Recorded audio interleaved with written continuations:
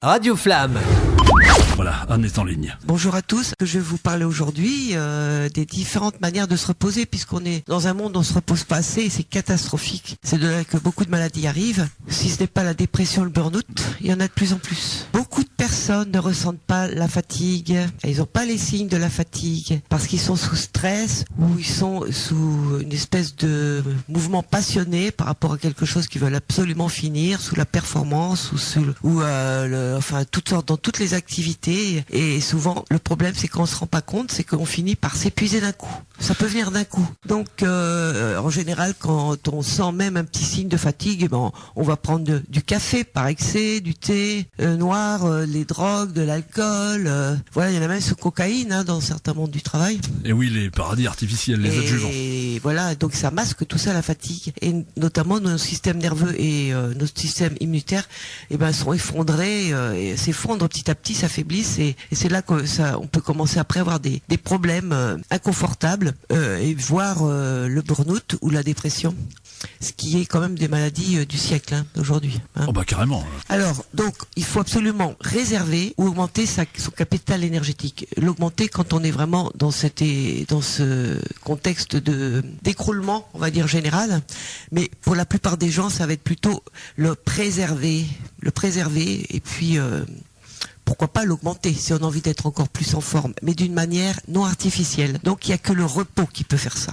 Le repos. Et oui, parce que c'est pendant le repos que le corps se régénère. Ça, j'en ai parlé plusieurs fois, que le système hormonal renvoie toutes ces petites hormones pour tout remettre en route. Et donc, aujourd'hui, dans notre société, le repos, on n'a pas trop envie de se reposer, quoi. On est toujours sur la sellette, toujours quelque chose à faire, etc. Et pourtant, c'est vraiment, physiologiquement parlant, extrêmement essentiel. Essentiel. C'est ce qu'il y a de plus important, c'est le repos, en fait. Et c'est vrai qu'on n'avait pas tous ces fléaux là c'est l'époque moderne qui veut ça.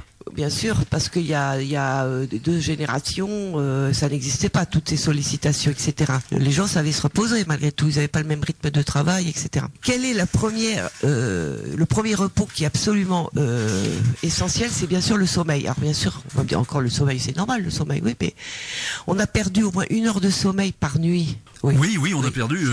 Et c'est vrai que c'est l'air de rien, mais ça joue beaucoup, parce que c'est pendant le sommeil où vraiment notre corps peut se régénérer. Et on dort moins, donc. Et si le corps se régénère pas, ou si le corps ne se détoxine pas, parce que c'est là aussi où il se nettoie, les problèmes commencent. Donc le sommeil est très important. À savoir qu'il faut respecter un certain nombre de choses pour avoir un bon sommeil, parce qu'il suffit pas de se dormir, il faut avoir un bon sommeil, et c'est le sommeil profond, on l'a vu la dernière fois, oui, où il y a le plus de réparations. Le sommeil delta. Donc il faut une chambre qui soit, on va dire, ajustée au sommeil, confortable, tranquille, pas de bruit, un lit confortable aussi, de l'air qui circule, c'est conseillé quand même effectivement quand on peut se dormir la fenêtre entrouverte ou ouverte, parce qu'on dort beaucoup mieux. Ça va effrayer certaines personnes, mais on dort mieux dans une chambre froide avec beaucoup de couverture sur le dos. Une chambre froide. Et oui, des draps si possible en coton et pas synthétique. Ah, ça c'est d'accord, je note. Ah oui, c'est important. Pas de perturbations électroniques, bien sûr. Ça on le savait, donc on arrête tout avant d'aller se coucher, au moins 1 heure avant, une demi-heure.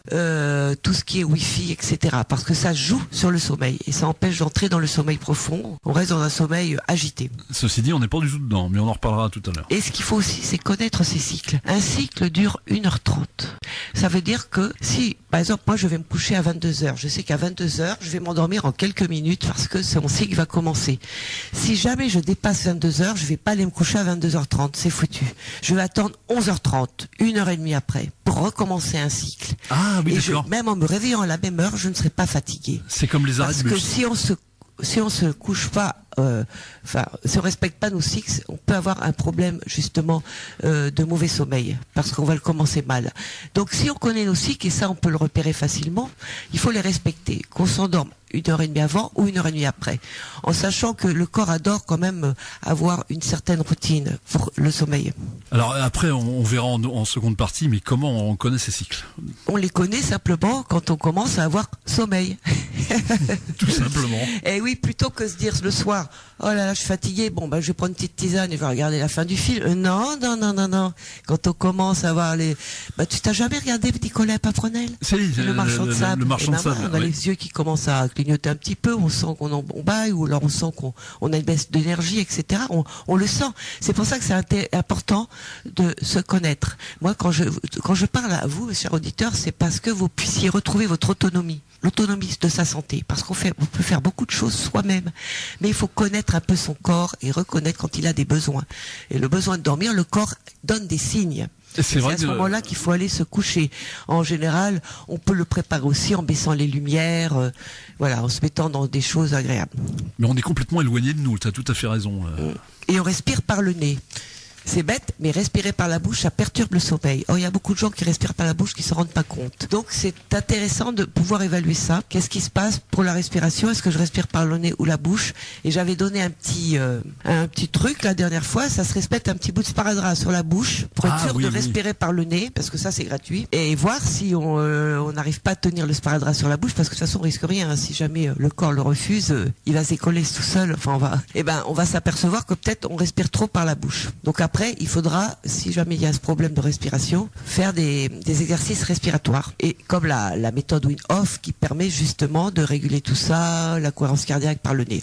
Dès qu'on peut, on respire par le nez même dans la journée. C'est très important. Parce qu'il y a des gens qui respirent par la bouche même la journée. Ça prépare le sommeil, respirer par le nez aussi. Et ça protège. De plus en plus de gens respirent par la bouche. Oui, donc ça, on peut être vigilant dans la journée aussi. Où est-ce que je respire? Dans le nez ou dans la bouche? Et se remettre dans le nez. Et en fait, c'est une question d'habitude. Après, une fois qu'on a l'habitude, c'est très simple en fait, puisque c'est le nez qui est le principal organe pour respirer. Sachant que le nez est filtrant. Le nez filtre en plus les microbes. Bien sûr, oui. Et puis même, il a un effet que je ne pourrais pas décrypter aujourd'hui, mais sur tout le corps, quand on respire par le nez plutôt que par la bouche. Alors après, qu'est-ce qu'on peut faire aussi? On peut faire des siestes. Bien sûr, en France, c'est mal vu. Au Japon, par exemple, les employeurs donnent un espace-temps pour le repos à leurs employés. Ils savent très bien qu'ils sont plus performants avec une sieste. Une sieste, ça dure pas longtemps, ça dure 20 minutes. Et si on peut, parce que même si on travaille, pourquoi pas, si on a une pause, etc., même dans sa voiture, pourquoi pas, 20 minutes après, on est reparti pour refaire une après-midi avec moins de manque d'attention, etc. Et c'est pareil, dès qu'on sent le besoin. Oui, dès qu'on sent le besoin. Par exemple, souvent après le repas, on va avoir envie de se reposer. C'est peut-être le moment de faire une petite pause de 20 minutes. Alors effectivement, les entreprises sont mal adaptées à ça. Enfin, pas tout. Oui, mais quand on est chez soi, quand on peut, le week-end, les vacances, on profite pour faire des siestes, pour récupérer ce qu'on a perdu peut-être en sommeil. Notamment que 20 minutes par jour en une semaine, ça fait 140 minutes qu'on a récupéré. Ah oui, pas mal. Donc ça fait plus de 2 heures, donc c'est déjà bien. Parce que le sommeil est tellement précieux que même 30 minutes à récupérer, c'est important. Ah tout à fait. Alors, troisième repos possible, c'est le repos digestif. Voilà, puisque 30 à 50% d'énergie est prise à travers la digestion. Ça, on en avait déjà parlé. Mais une manière de reposer son corps, de le laisser en paix, c'est aussi, donc justement, de pas faire des repas trop lourds, surtout pas de mauvaises combinaisons alimentaires, et trop de mauvais produits. Voilà. Et puis, de temps en temps, le laisser tranquille. Par exemple, avec le jeûne intermittent dont on a déjà largement parlé. Jeûne intermittent, on saute un repas par jour, donc on laisse un espace pour que le corps puisse faire son boulot. On le met plus ou moins en repos. Il n'a pas ce problème de digestion à faire. Et on reviendra sur la seconde partie, sur les combinaisons alimentaires aussi. On en a déjà parlé. Oui, mais les gens vont pas forcément se rappeler... Par exemple, pas de féculents avec tout ce qui est viande. Voilà, tout simplement. Voilà, les viandes, c'est avec les légumes. Les féculents, ça se mélange pas avec tout. Les légumes, ça se mélange avec tout. On peut dire ça grosso modo. Et les fruits, c'est souvent en début de repas ou en dehors des repas, pas à la fin des repas. C'est vrai, bien vu, c'est vrai. Voilà, sinon... éviter aussi le grignotage toute la journée parce qu'on met jamais aussi son corps en repos puisqu'il est toujours en train d'être obligé de faire attention à digérer ce qu'on avale. Donc c'est pour ça le repos digestif est très important. C'est une manière aussi de récupérer son énergie ou de la garder. Hein. Alors il y a aussi l'excès de sport qui peut prendre trop d'énergie. Le sport c'est excellent, mais il faut le mesurer. Quand on fait trop de sport, une suractivité physique, eh bien, il y a des risques de fracture parce que ça épuise l'organisme. Et ce n'est pas... le corps a besoin aussi de ces espaces pour récupérer au niveau musculaire, notamment. Et Donc les gens qui sont vraiment épuisés par trop de sport, ça peut finir mal d'ailleurs. Donc quand on a trop abusé de son corps, on laisse un espace repos et on privilégie les massages par exemple ou la détente quoi. La respiration, pourquoi pas? Parce que la respiration, ça oxygène tout le corps. Certaines respirations, comme la respiration Wim-Hof, qui est excellente, je conseillerais à tous les auditeurs d'aller voir ce que c'est, et qui va réactiver tout l'organisme et qui va permettre une bonne irrigation au niveau des muscles. Donc on va pas perdre de muscles forcément. Wim-Hof, on va reparler de ça. C'est comme la douche froide ou c'est comme les bains dérivatifs. On ne perd pas ses muscles. Ça peut être des périodes qu'on peut utiliser quand on a fait trop d'excès au niveau sport. Et on peut utiliser régulièrement pour tout le monde. Voilà. Il y a le repos mental aussi. Le repos mental, évidemment, surtout en ce moment, quoi. On est pas mal dans dans l'agitation mentale, la rumination. En ce moment, effectivement, beaucoup. Oui, alors oui, c'est ça. Oui, c'est-à-dire que on va regarder les actualités et puis on va ruminer là-dessus. Ça va nous inquiéter. Bon, c'est pas bon du tout. Le premier geste santé serait peut-être d'arrêter la télévision. Ensuite, il y a le repos intellectuel à faire pour ceux qui étudient beaucoup, qui sont dans les études. Donc ça, c'est pareil. Le corps a besoin, le cerveau, de repos. Lire trop de journaux, être trop à l'affût d'informations. Le cerveau, après, on n'en peut plus. Le corps non plus. Et c'est vrai que le portable n'aide pas du tout, puisqu'on est toujours fourré là-dessus, à lire. Voilà. Les réseaux sociaux, comme tu disais là tout à l'heure, effectivement, c'est un vampire énergétique quand on y est trop souvent, trop longtemps surtout. Donc c'est vraiment à gérer tout ça, parce que le corps a besoin d'un repos mental. C'est absolument nécessaire. Sinon après, on perd de la mémoire. On a tendance à boire trop de café pour se maintenir le coup, on s'éparpille, on sait plus où on en est et on n'a pas de recul sur les choses. Et surtout on culpabilise parce qu'on a l'impression qu'il faut qu'on réponde à tout le monde au niveau des réseaux sociaux, mais on y reviendra. Oui, si tu veux. Donc et ça épuise l'organisme si c'est chronique. Voilà. Oui, tout à fait. Oui. Voilà. Donc il y a le repos nerveux du système nerveux, donc c'est tout ce qui touche l'anxiété, les angoisses, etc., le stress, par exemple comme dans les embouteillages, trop de bruit. T'as des gens qui sont soumis à ce genre de choses plusieurs heures dans la journée, et c'est vrai que pas de repos nerveux, c'est pas bon non plus, ça épuise le corps. Donc là, on va plutôt aller vers la relaxation. On va essayer de trouver des moyens de se relaxer. D'ailleurs, pour le repos mental aussi, méditation.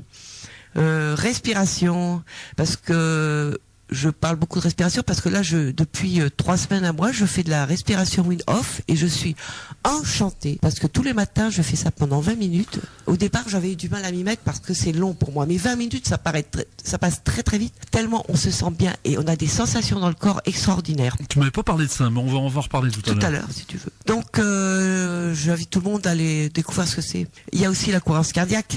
Ah, alors ça, je connais. Ça permet d'équilibrer le système nerveux, voilà. Et puis aussi le repos des ondes électromagnétiques, puisqu'on baigne tous de plus en plus dans les ondes, donc ce qui peut provoquer des acouphènes et des migraines, de la nervosité, des pertes de mémoire. Il y a certains qui vont jusqu'à des vertiges, etc. Sachant que c'est très controversé, il y en a qui disent que ça existe et d'autres non. Enfin, c'est le problème.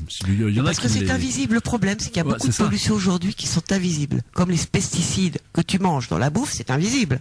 Oui, c'est ça, oui. Eh ben, n'empêche que ça déséquilibre le système endocrinien. Les petites filles sont de plus en plus tôt avec des règles aujourd'hui. À cause de ça? Oui, à 8 ans, il y a des petites filles qui ont des règles. Ah oui, donc ça c'est... Donc, moi, ça m'avait étonné déjà il y a quelques années quand j'étais encore en activité infirmière, et il paraît que ça s'améliore pas. Donc ça veut dire que le stress aussi pour le corps, enfin le manque de repos pour le corps, c'est aussi tous ces produits qu'il est obligé d'évacuer et qui veulent perturber aussi au niveau hormonal, etc. Tu vois, donc le repos, ça serait aussi de s'éloigner le plus possible de tout ce qui est perturbateur. Et oui, les fameux perturbateurs endocriniens. Il y en a partout, et notamment les ondes électromagnétiques. C'est invisible tout ça, donc on n'y croit pas en fait. Alors oui, effectivement, ce que je te disais, il y en a beaucoup qui croient pas du tout à ça. Bah oui, qui te disent que c'est des bêtises, quoi. Bah oui, mais n'empêche que il y a des petits signes qui veulent pas voir. comme je disais tout à l'heure au début de l'émission, ça peut provoquer une certaine fatigue puisque le corps est sans arrêt en train de lutter pour certaines choses. Et plutôt que de se sentir fatigué d'admettre quelque chose, ils vont reprendre du café, ils vont peut-être faire des excès d'exercice physique pour avoir, tu vois, etc. Ils vont avoir des stratégies qui sont pas le repos, parce que le repos, ça peut paraître aujourd'hui quelque chose d'inutile. Ouais, c'est-à-dire qu'on n'est pas du tout, c'est pas productif surtout. Voilà. Or, comme il faut être des esclaves productifs, évidemment, ça n'arrange pas les maîtres, on va dire, de cet esclavage. Donc, c'est pour ça qu'il faut reprendre vraiment son propre pouvoir et s'autoriser quelque chose qui nous fait du bien, ne serait-ce que de se reposer. Mais se reposer, ça peut être tout simplement peindre, écouter de la musique tranquille. C'est pas être dans la recherche de quelque chose, aller marcher doucement, respirer les parfums de la nature.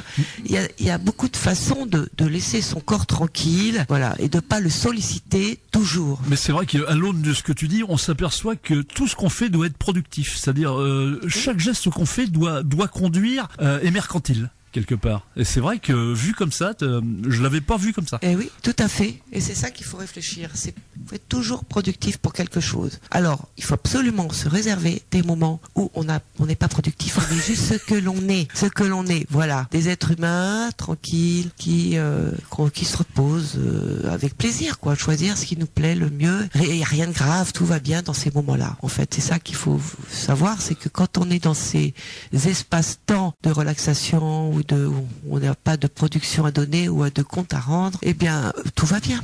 Alors effectivement, c'est un courant, c'est un contre-courant qui se fait entendre de plus en plus, ce que tu dis.